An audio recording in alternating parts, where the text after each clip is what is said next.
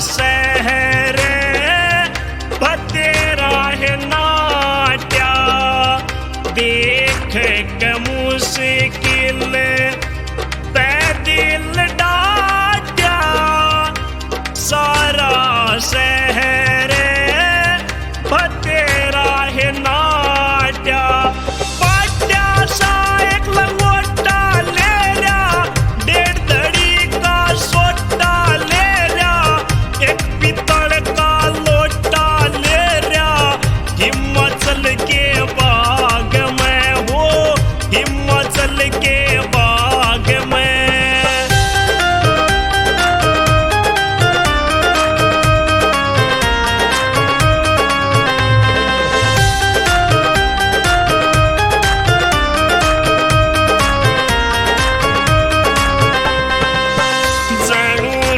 खेत में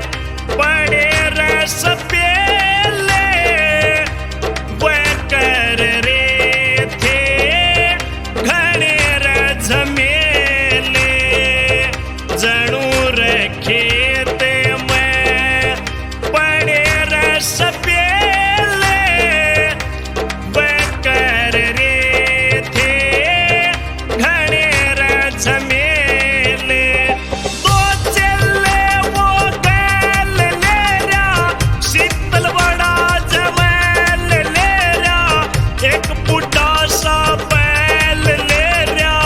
हिमाचल के बाग में हो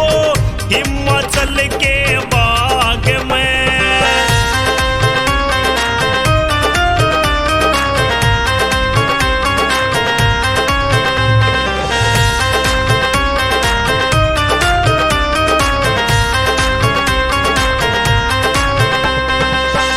इसने